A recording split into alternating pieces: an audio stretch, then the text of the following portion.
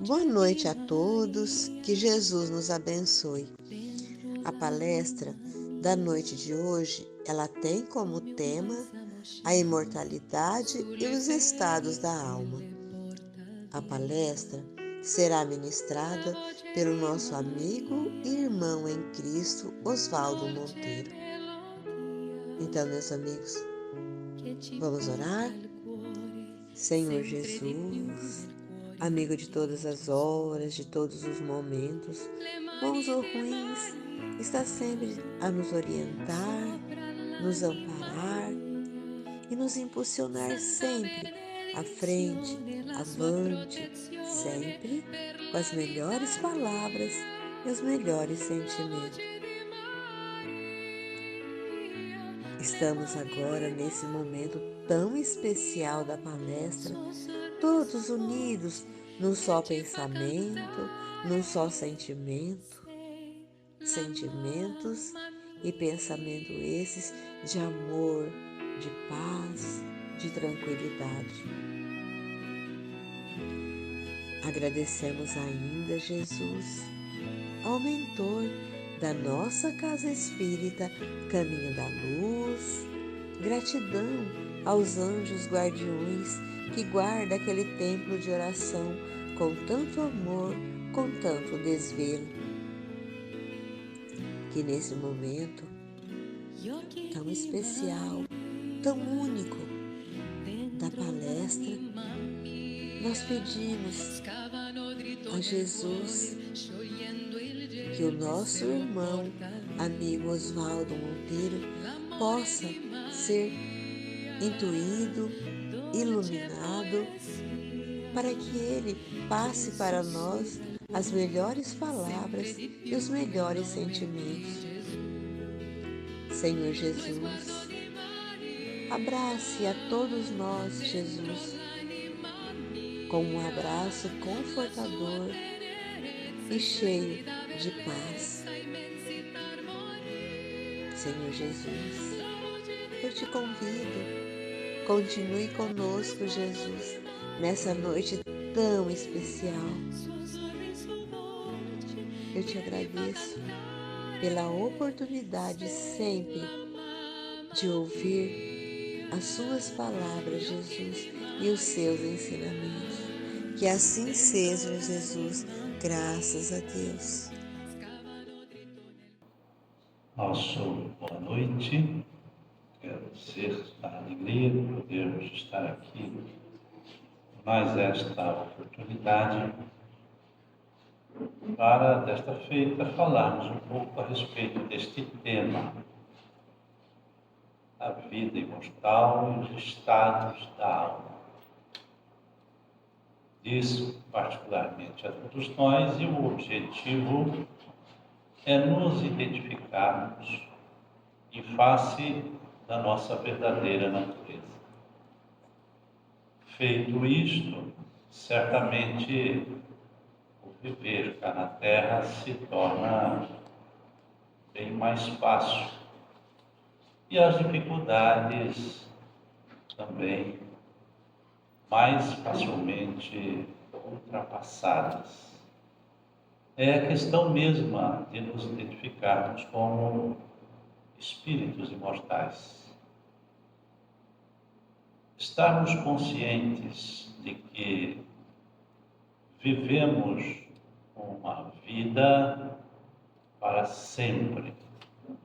Isso soa, assim, um tanto comum dentro de um projeto teórico, mas na prática há uma relativa dificuldade para todos nós.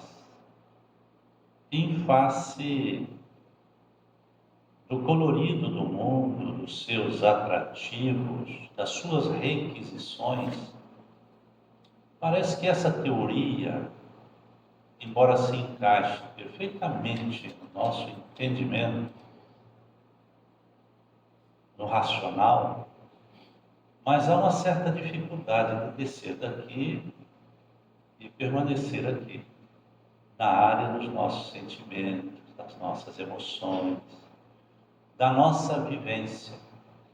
Por isso é importante que reflitamos um tanto a respeito desta realidade, que é realidade transcendental, tal qual nós somos. Então a proposta é bem esta, de nós nos identificarmos como essência divina, né? Emanada da consciência cósmica, e a ela retornando num processo de engrandecimento, sem nenhum intervalo, sem nenhum interregno. Nós pensamos na nossa existência aqui como se fosse uma vida. Costumamos mesmo a dizer isso, né? Depois desta vida tem outra vida. Mas não é assim. Nós não temos mais de uma vida. Nós temos uma vida, apenas uma. Simples assim. Fomos criados dentro dos mistérios da criação, mas, uma vez criados, somos para a eternidade. E não deixamos de ser. Não deixamos uma vida para depois adentrar a outra. Nós estamos sempre dentro da vida. De forma que o nascer aqui na Terra material, 3D, é um evento da vida. E a morte física, que é o deixar esta Terra 3D, é um evento da vida. E que diz respeito ao corpo que utilizamos temporariamente para a colheita das experiências que tem por objetivo o engrandecimento dessa essência, né? Esta alma, esse espírito mortal. Mas a morte diz respeito apenas ao corpo, uma vez que o espírito verdadeiramente não morre, apenas vive. Então, diríamos, ele passa a ter acesso a esse estado físico-corporal mediante o processo encarnatório, através da lei de reencarnação. E deixa de vivenciar esse processo de experiência através de um corpo material para retornar ao seu estado mais natural, que é o estado espiritual, através do decesso físico, da morte, do falecimento desse instrumento. Mas o espírito continua sendo sempre, desde antes e para sempre. Então, refletir sobre isso é importante, até para que não sejamos surpreendidos, porque nós não costumamos pensar muito sobre isso. Parece que a nossa realidade é esta, e não na sua amplitude maior, né? E a gente não se dá conta. Nós temos hoje, na condição de encarnados, 8 bilhões de seres espirituais. 8 bilhões de almas no estado físico corporal. E no estado espiritual, fora da matéria física, na condição de desencarnados, uma quantidade muito mais expressiva que esta. De forma que há uma via, né, incessante de sair da vida física e retornar ao mundo espiritual, e deixar o mundo espiritual e vir para a vida física. É como se houvesse uma via de um trânsito intenso, de vinda e de retorno, à conta de cerca de 11.000 por hora. É bastante gente, né? A população da cidade, por hora. São espíritos que vão, espíritos que vêm, através do processo reencarnatório e desencarnatório. Então, se a gente somar 11 com 11, dá 22. É um trânsito de 22 mil almas por hora, né? Transitando de uma dimensão para outra, dimensão material para a dimensão espiritual e dimensão espiritual para a dimensão material. Então, já podemos concluir de uma muito boa notícia: ninguém morre. Ok? Essa é a primeira novidade, que não deve ser novidade, né? Mas todos desencarnam, né? Todos nós desencarnamos, mas todos sobrevivemos. Eis aí a grande realidade, né? Então, assim como a morte, a vida na morte. Esta realidade é importante. E tão importante que Joana de Ângeles, o espírito mentor do médium baiano Divaldo Pereira Franco, numa pequena página daquele livrinho muito interessante, né, que todos nós conhecemos, Vida Feliz, diz assim: vês que outra dedica algum tempo para meditar a respeito da morte. A morte arrebata os inimigos, os afetos, e te chegará num momento qualquer. Prepara-te todo dia, como se ele fosse o teu último na terra. Acostumando-te a pensar na morte, ela não te ferirá quando passe pela tua porta, ou conduz alguém que te seja amado. São Francisco de Assis aguardava com tranquilidade com que capinava o jardim. O que é verdade, né? Conta-se essa história mesmo a respeito de Francisco de Assis. Disse que ele estava capinando o jardim de frente ao mosteiro onde ele morava, quando se aproxima o seu amigo e fiel confessor, Frater Leone, e vendo aquela figura doce, né, de Francisco capinando o jardim, lhe indaga assim: paizinho, o que farias se soubesses que irias morrer logo mais à noite? E conta-se que Francisco de Assis pensou, deitou um olhar doce assim para o amigo e disse: eu continuaria capinando meu jardim. Eu continuaria capinando meu jardim.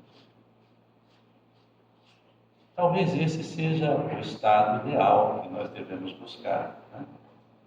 A morte não deve ser para nós um momento de preocupação. Deve ser encarado como um evento natural. Porque aconteça hoje, amanhã ou depois, sabemos que acontecerá, não é? O importante, então, o que? Estejamos preparados para tal.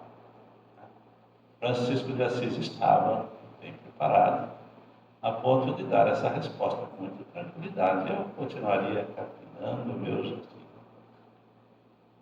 Creio que nós talvez tivéssemos dificuldades atualmente para oferecer essa resposta. Mas claro que esta postura de Francisco de Assis é o nosso ideal. Então devemos ir trabalhando nisso. Uma forma, segundo o Espírito Joana de Ângeles, é esta, de que a gente de vez em quando tem que refletir sobre essa realidade, porque seremos afetados, né? Embora ela não nos atinja intimamente, porque o Espírito não morre, mas seremos afetados na medida que muda a nossa vida. Nossa vida sofre uma curva significativa, né? Afinal de contas, estamos vivendo aqui com as nossas atividades familiares. Temos toda uma dinâmica cotidiana, não é? E vem a morte e isso muda, né? Então há um impacto, embora não nos afete no sentido de perecermos. Muito bem, mas não nos deve surpreender, e esta é a grande realidade. O fato de alguém desaparecer do nosso contato, porque apanhado pelas vias da desencarnação, não significa que ele tenha deixado de existir. Então, ter essa realidade conosco é muito importante. É mais ou menos como este exemplo aí. Imagine que nós estamos de pé na praia, observando o mar imenso, né? E o horizonte. E um barco à vela se afasta em direção a esse horizonte. E ficamos a observá-lo enquanto ele se afasta. Permanecendo ali, verificaremos que esse barco vai começar a desaparecer, engolido pela curvatura da Terra, né? Nós sabemos a Terra é mais ou menos uma bola suspensa nesse universo de Deus. E à medida que o barco se afasta, porque a curvatura da Terra se dá, nós vamos percebendo ele desaparecendo, até o momento que a gente vê apenas a ponta do mastro do barco. E depois até isso some. E a gente vai pensar que o barco deixou de existir? Não, nós vamos dar conta de que o barco continua a sua jornada em direção ao porto seguro, que é o seu destino. Apenas não o enxergamos mais, né? É como um amigo que está conosco na rua e de repente ele se adianta, nós o observamos, mas ele vira a esquina e já não o vemos. Perdemos contato visual, perdemos a oportunidade da convivência objetiva, enquanto estamos aqui na terceira dimensão, né? Na Terra físico-corporal. Mas tudo continua para aquele que se foi, porque a essência permanece, né? Então, meus amigos, meus irmãos, minhas irmãs, buscando uma imagem que representasse essa tal de morte, entendemos bastante oportuna esta aí, uma porta. É uma porta através da qual nós deixamos a vida física e adentramos a um espaço muito mais amplo, muito mais iluminado, que nos dá capacidades muito mais plenas do que as que temos aqui, muito limitadas pelo corpo físico, né? Em função de que nós precisamos aqui nos concentrar em fatores que tragam para nós experiências de formação para a cultura espiritual que necessitamos. Então, por esta porta, nós saímos da vida e nós também entramos na vida físico-corporal. É um símbolo interessante. Tanto que Joana, naquela pequena mensagem, fala exatamente a respeito desta imagem, né, desta porta, como sendo uma representação da morte.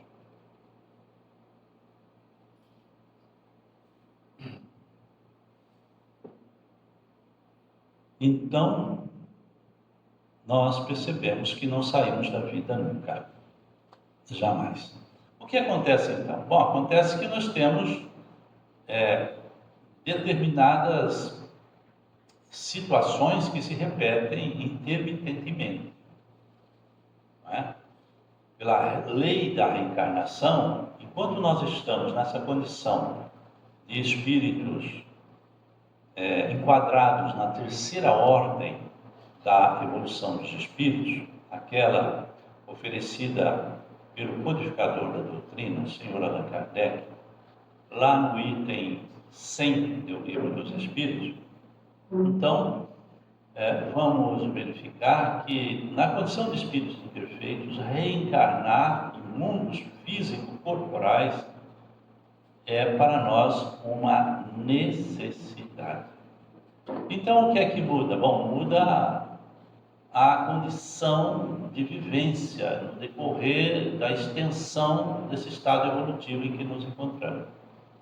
Por exemplo, há um determinado período da nossa vida, sabemos, é único, em que nós estaremos vivendo no mundo espiritual. Estou falando nós, os encarnados aqui presentes, porque temos uma quantidade muito maior de desencarnados, e aí, para estes, eu digo que vocês estão vivendo exatamente esta situação, estão vivendo no mundo espiritual. Então, vivemos uma extensão razoável de tempo no campo espiritual da Terra. Não é de outro planeta, não. A Terra, existe a Terra física e a Terra espiritual. Se desdobra em dimensões inúmeras. E nós, na condição espiritual, enquanto desencarnados, estaremos habitando uma dessas dimensões de acordo com a nossa capacidade evolutiva, o nosso nível de evolução. De qualquer forma, estaremos vivendo nesse chamado mundo espiritual. É uma das fases da nossa vida enquanto estamos nessa condição de espíritos imperfeitos. E uma outra fase que se segue a esta é em trânsito para o mundo físico, que é aquele espaço de tempo em que o espírito se prepara para mergulhar na matéria, mergulha nela e desenvolve o seu instrumento de manifestação, o seu corpo físico, que utilizará no decorrer de toda a sua experiência aqui na Terra físico-corporal. Esse é um período de tempo até razoável, bem mais longo em tese do que o processo de retorno para o mundo espiritual.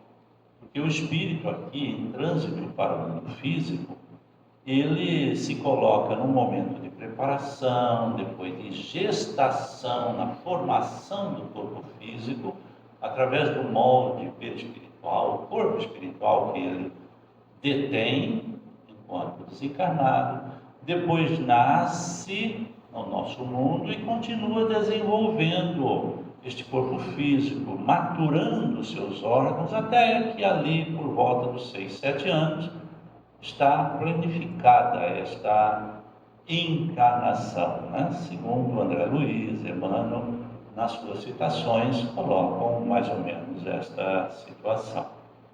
Tanto é assim que uma citação bem importante do espírito Camilo, através da mediunidade de José Raul Teixeira, no livro Desafios da Educação, veja que coisa interessante. Tudo é muito planejado. E o espírito já tem contato com os seus futuros pais e a ambientação doméstica onde ele vai renascer desde antes da concepção. Vejamos o que o espírito diz. O candidato ao mergulho no corpo físico é levado a viver no ambiente psíquico dos seus futuros pais, insuflando com suas vibrações as sensações finas do casal ou de um dos dois, fazendo com que a mulher se vá sentindo envolvida por um desejo íntimo de procriar. O que ele está dizendo? Está dizendo que o próprio espírito, já está por ali, na ambientação doméstica, preparando-se e preparando os convívios futuros, sensibilizando-os para recebê-lo na condição de membro daquela família. Interessante isso, bem interessante. Mas existe, então, a outra fase, que é vivendo no mundo físico, que é o nosso caso, os encarnados aqui presentes. Estamos vivendo esta fase, vivendo no mundo físico. E depois vem uma outra fase que é em trânsito para o mundo espiritual. É aí que está situada a tal da morte, mas que nós sempre costumamos intitular desencarnação, coisa de espírita. Ninguém morre, desencarna. Está certo e está errado, porque existe a morte e existe a desencarnação. A diferença é que a morte tem a ver com o corpo físico e a desencarnação tem a ver com o espírito. Então, esses dois fenômenos, nem sempre ocorrem simultaneamente. A morte determina a desencarnação, mas não acontece exatamente ao mesmo tempo. Porque um espírito pode demorar um tempo razoável para desencarnar e o corpo já está mortinho há bastante tempo. Então, a morte tem a ver com o corpo físico, a desencarnação tem a ver com o espírito. Bom, então, num gráfico, a gente poderia situar mais ou menos isso que aí está. Nós temos o mundo espiritual, o mundo material, temos essa linha verde aí, ascendente, que define aí uma figura de separação entre o mundo espiritual e o mundo material. Isso vamos entender como uma diferença vibratória, porque todo o campo material se dá num nível de energia. Energia condensada, matéria física, como a nossa. Energia menos condensada, matéria espiritual. E como são diferentes, os órgãos dos nossos sentidos físicos não dão conta de perceber o mundo espiritual que está aqui conosco.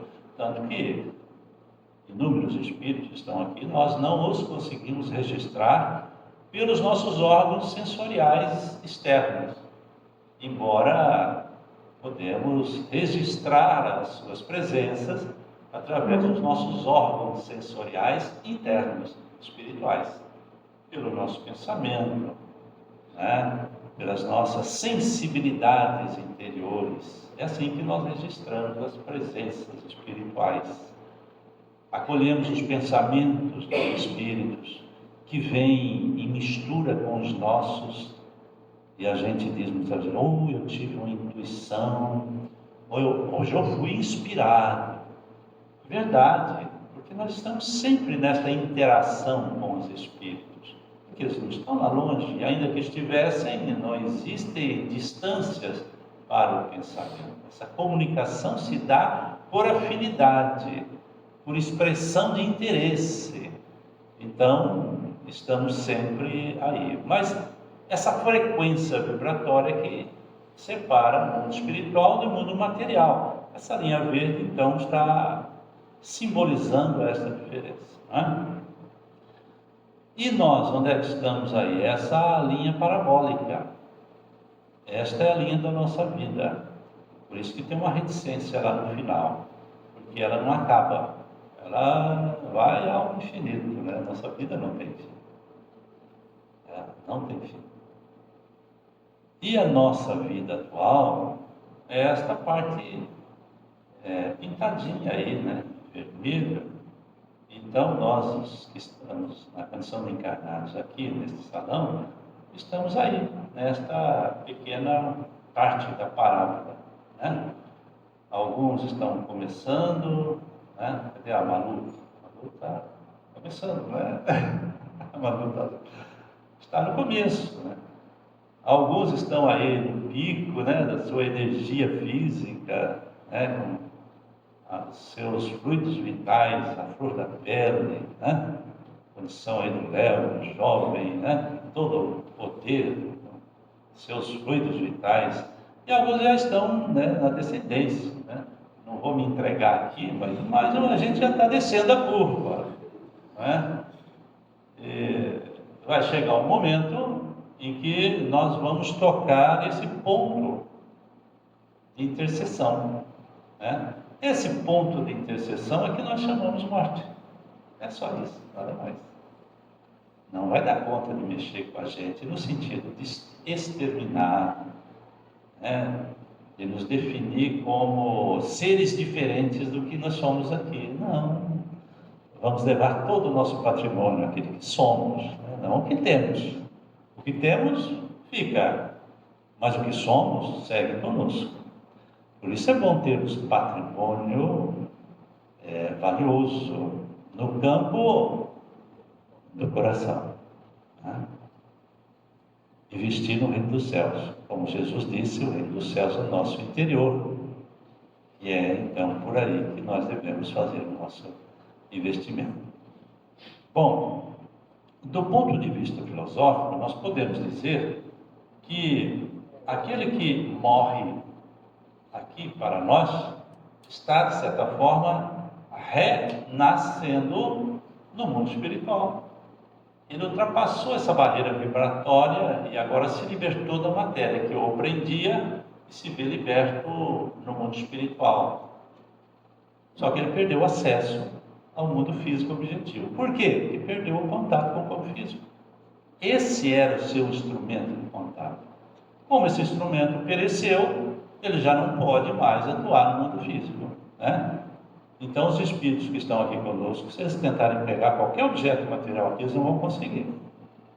Não vai dar. A mãozinha dele vai ultrapassar o campo do objeto material. Ele não consegue suspender, pegar, transportar esse objeto, a menos que ele tenha a possibilidade de utilizar uma matéria muito especial oferecida por um chamado médium de efeito físico.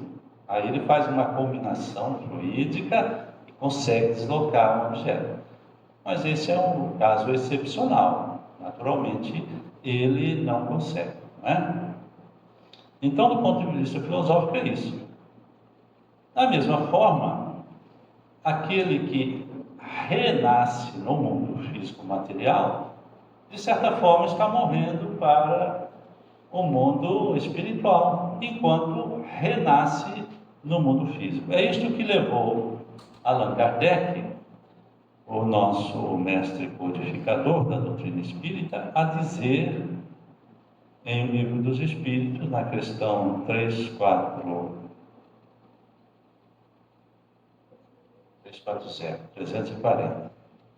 A Lígia está pequena aqui para mim, menor ainda. Mas diz assim Allan Kardec: assim como para o espírito, a morte do corpo é uma espécie de renascimento, a reencarnação é uma espécie de morte. Ele deixa o mundo dos espíritos pelo mundo corporal, como o homem deixa este mundo por aquele. Simples assim, né? Então esta é a nossa realidade. E esta consciência que nós temos que trazer daqui para aqui, para que a gente não viva apreensivo em função da morte que poderá ocorrer conosco, e vai ocorrer. É a única certeza que nós temos na vida. Então, estaremos sempre vivendo. Isto é importante nós sabermos. Mas eu vou perder contato com os meus parentes, as pessoas que eu amo. E você acha que você não tem quem ama lá? Em quantidade muito maior do que aqui. Porque os que estão aqui vieram de lá também. E sobrou muito mais gente lá. A nossa família espiritual é imensa. Imagina quantas encarnações nós já tivemos só aqui na Terra.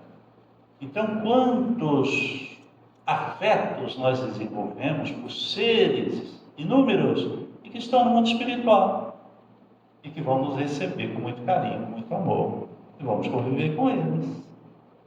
E vamos deixar de conviver com os que estão aqui? Não, porque no mundo espiritual, se queremos estar aqui, nos aproximamos deles. Eles terão dificuldade de nos perceber, mas o contato continua, né?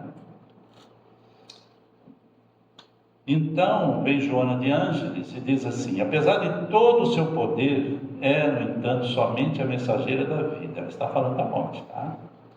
Que se encarrega de conduzir de retorno todos quantos saíram do grande lar e se encontram em viagem rápida pelo veículo corporal. É isso que Joana expõe, não é? E aí Allan Kardec, no livro O Céu e o Inferno, diz assim: a crença da imortalidade é intuitiva e muito mais generalizada do que o nada. Entretanto, a maior parte dos que nela creem apresentam-se-nos possuídos de grande amor às coisas terrenas e temerosos da morte. Por quê? Boa pergunta. Por quê? Porque a gente não reflete e não aceita. põe todas as nossas fichas aqui, nessa existência. Como se fosse isso aqui a realidade. Não é, né? Os pensadores mais antigos, as ciências e as filosofias mais antigas dão conta de que a ilusão é esta aqui que nós vivemos, né? A própria matéria que nós utilizamos é uma ilusão, porque ela é, na verdade, uma junção de elementos minúsculos, átomos, com espaços grandiosos entre as partículas. E é a concentração deles que nos oferece essa ilusão de uma realidade, mas que não existe. A grande realidade é exatamente fora daqui, não é? Então, por que é que nós tememos a morte, né?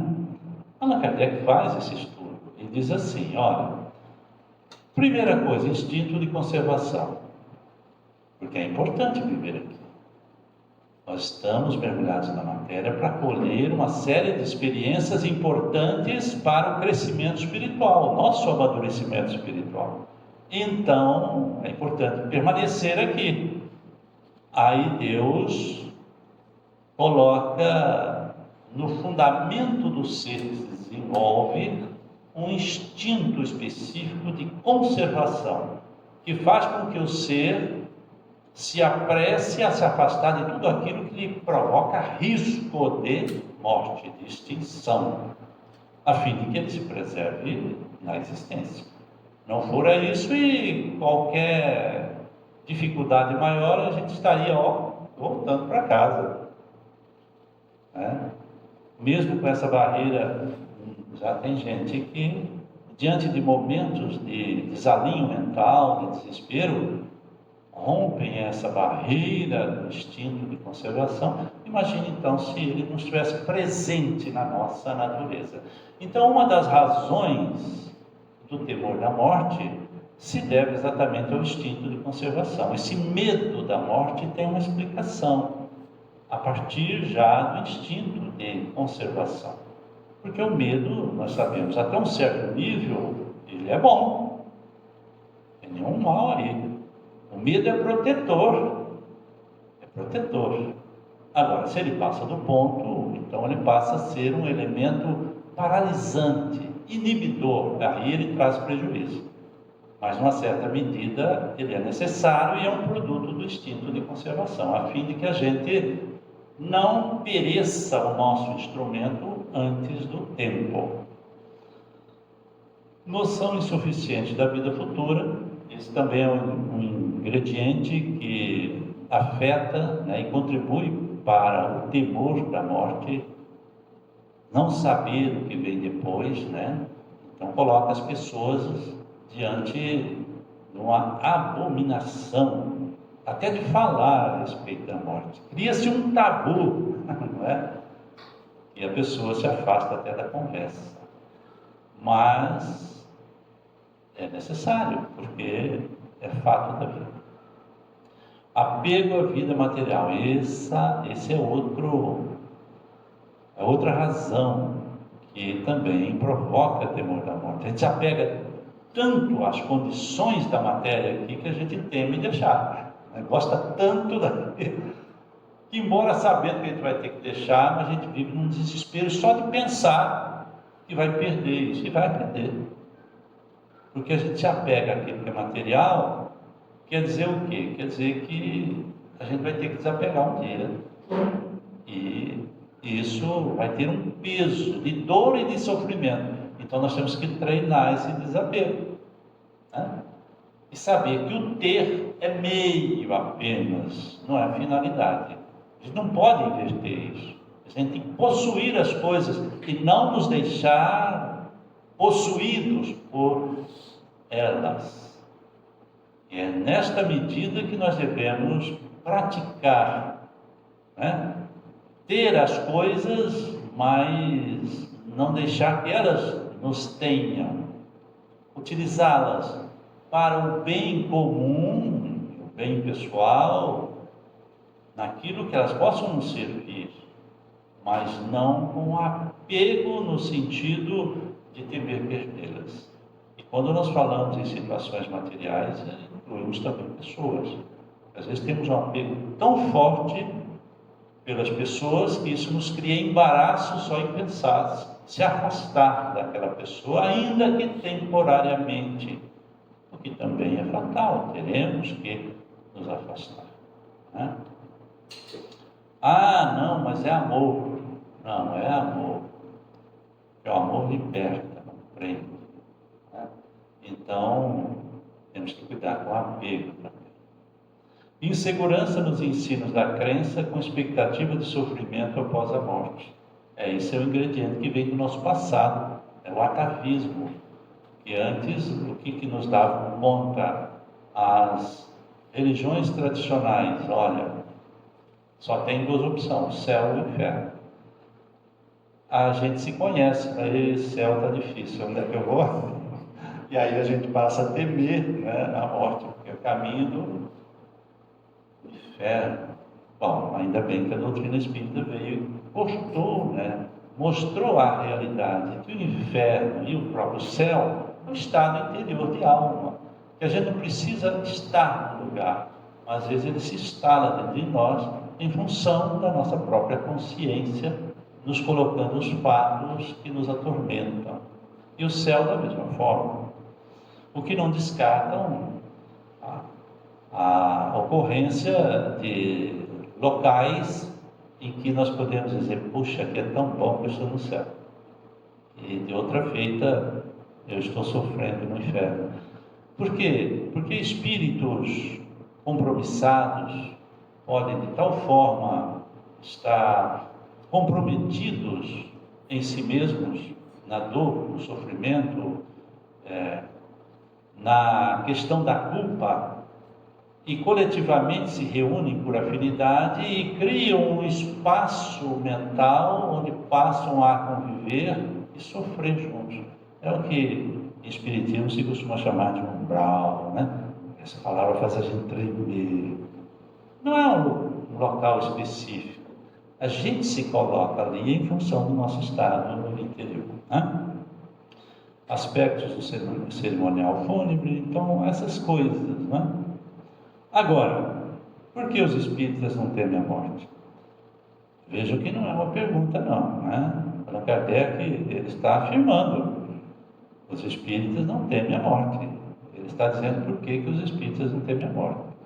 A doutrina espírita transforma completamente a perspectiva do futuro. A vida futura deixa de ser uma hipótese para ser uma realidade.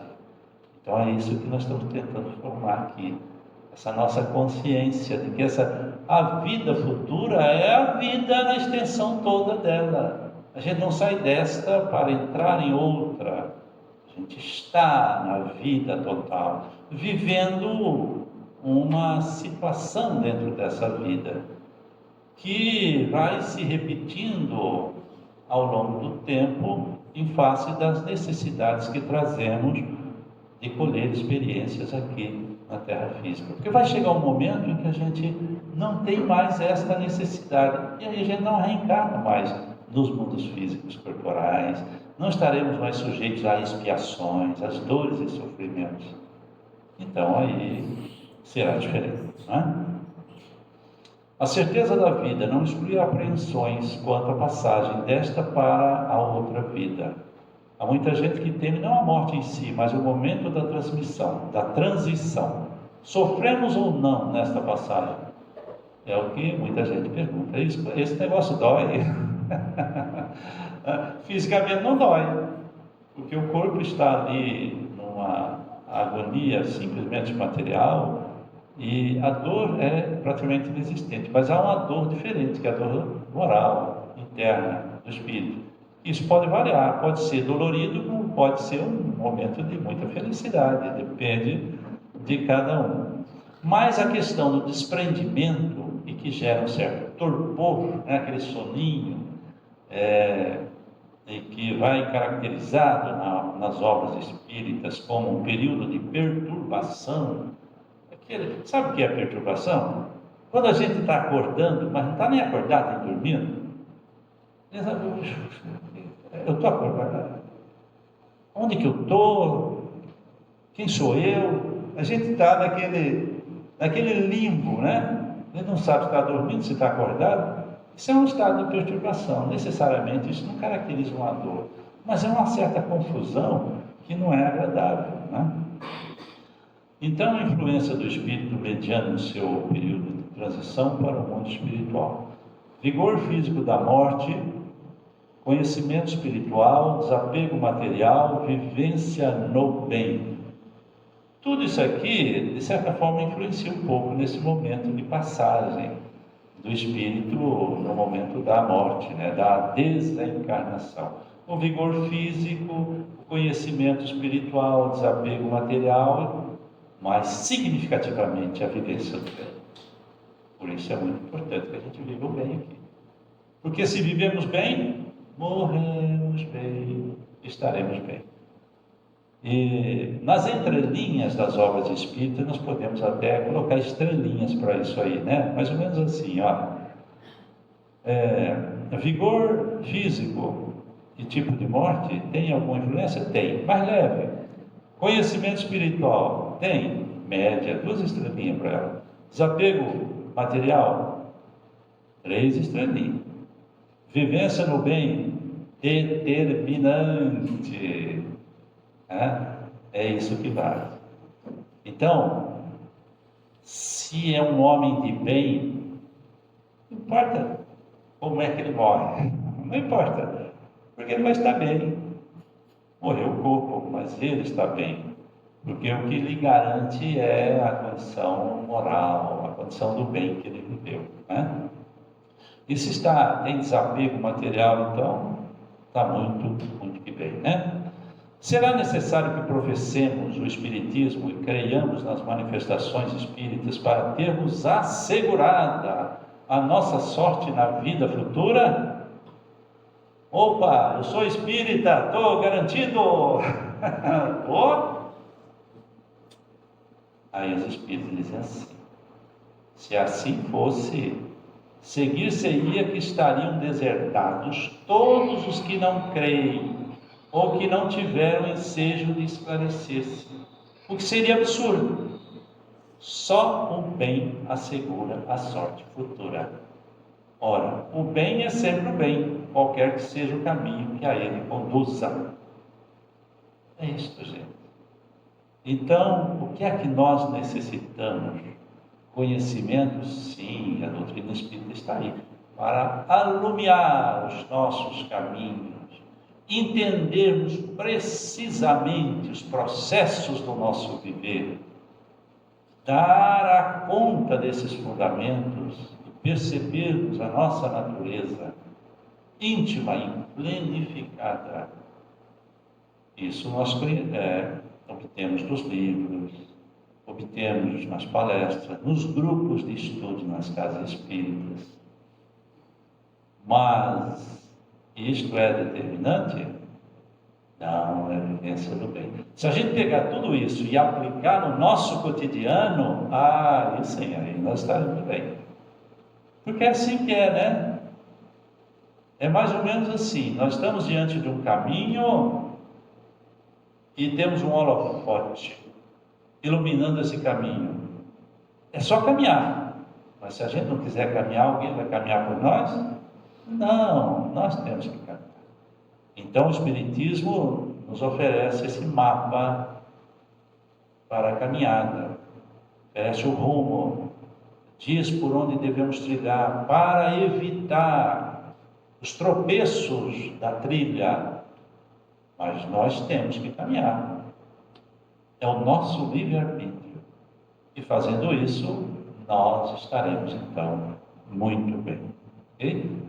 Então, fechando aí as nossas reflexões muito rápidas, diz lá o dom oferecido a Allan Kardec no cemitério de Père Lachaise, em Paris.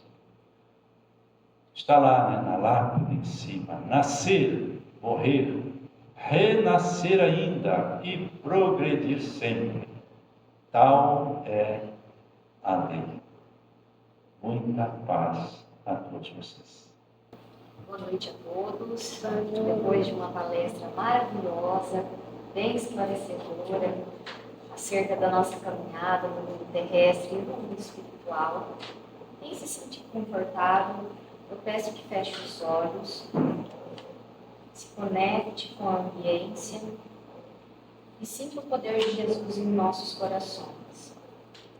Amado Mestre Jesus, que a nossa caminhada, enquanto estamos na matéria, seja rica de aprendizados, que as intercorrências que nos aparecem sejam motivos para que nós aprendamos e evoluamos cada vez mais. Eu peço ao mentor espiritual de cada um que aqui esteja, que ilumine, que acompanhe cada um de nós, que possamos nos conectar com ele e redescobrirmos a nossa caminhada, porque muitas vezes nos perdemos dos nossos caminhos e isso nos causa angústia, abatimento, perdemos as forças. Isso indica muitas vezes afastamento do nosso caminho. Que possamos nos reconectar com o alto e que os nossos mentores espirituais possam nos iluminar nessa caminhada. Que ao voltarmos para as nossas residências, que possamos sentir alegria no coração e vontade de lutar, e viver e evoluir cada vez mais. Que Jesus abençoe a todos nós, que assim seja.